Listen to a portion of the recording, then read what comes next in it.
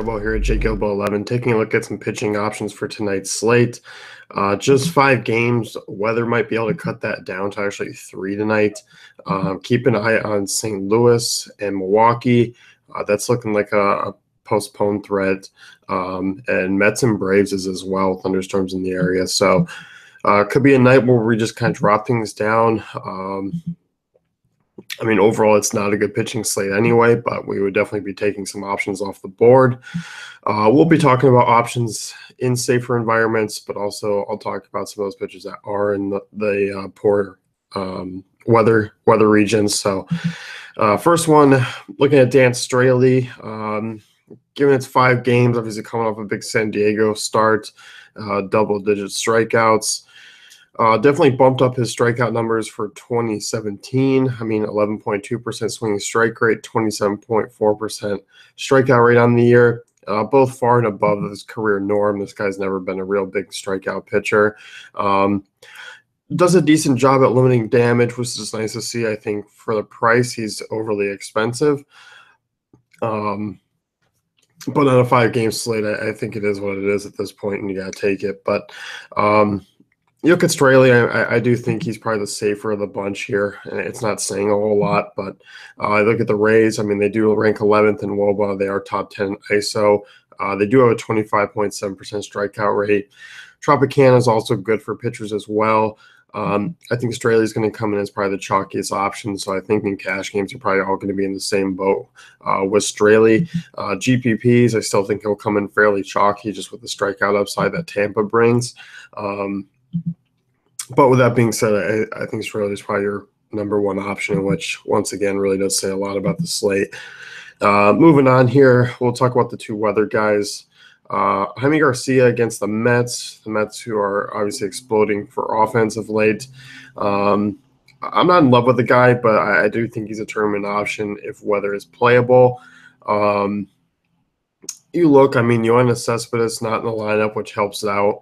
The Mets are decent against lefties. Wilmer Flores is still a guy to watch out for. I know a lot of those guys will turn over and hit from the right side, given that they're switch hitters like Walker, Jose Reyes. You look Garcia, I mean, starting to kind of come around a little bit over his last few starts, going at least 6 innings in each of them. No more than 2 earned runs. Still allowing a fair amount of base runners, which is always a concern. And it's not like Garcia has been unlucky this year. He's just an average lefty at best. SunTrust also, Turner Field last year, we were able to kind of give him as a plus to back up pitchers there. But this year, not so much. So it's not like SunTrust is going to be backing Garcia tonight with a big ballpark. It's playing relatively small. I think Garcia in GPPs is a good spinoff. I think he'll become a little bit lower owned. But once again, keep an eye on the weather. Adam Wainwright, was originally intended to pitch yesterday. That was rained out. Tonight looks like a pretty good rain out chance as well.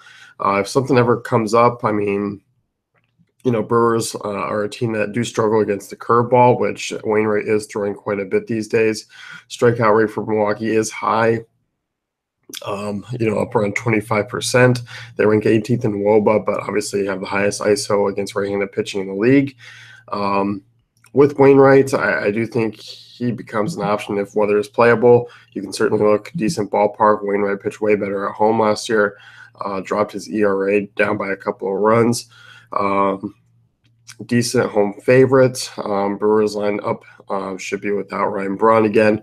And they're kind of cooling off just a little bit. So Wainwright will be a decent option if that game is playable. Originally, Ariel Miranda wasn't on my radar. But I think because weather concerns have kind of pushed him there. It's a big ballpark, which is nice for him because he's a fly ball pitcher.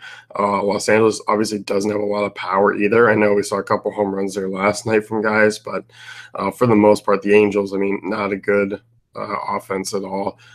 Even though they'll roll out a lot of right-handed bats, you still just really have to worry about Trout and Pujols in this one. They have a 124 ISO against left-handed pitching. You look at Miranda, I mean, second best Sierra on the slate this season, behind Straley, 22% strikeout rate, 6.4% walk rate, decent numbers there. 3 starts against the Angels in his short career. He's held them to a 643 OPS, over 43 at-bats. Angels don't strike out a ton, but you're really just looking at more of a quality start or hoping for a quality start out of Miranda. They carry a low ISO, like I said, hard contact rate's low. Miranda's going to be probably a guy that people will use a lot on DK where the SP2 is in play, and you got to actually fill out 2, which is kind of tough on tonight's slate. So I think Straley Miranda is probably the guys you're going with if you are playing cash games tonight, while the rest of the options are more just GPPs. If there were 2 stay away options, then I shouldn't have to tell you this, but Red Sox, Orioles, Kyle Kendrick making a start. Do not play him. I don't care. I don't care. I rather get, I rather have no Kyle Kendrick shares and be beaten by someone who does have Kyle Kendrick shares, because easily one of the worst pitchers of all time, going up against Baltimore, and also Tyler Wilson, not a good arm as well. I think that's the game where everyone's going to be going up for offense. So hard to pick pitching there. So let's wrap things up here. You can head over to DaveFantasyCafe.com for all great tools and content.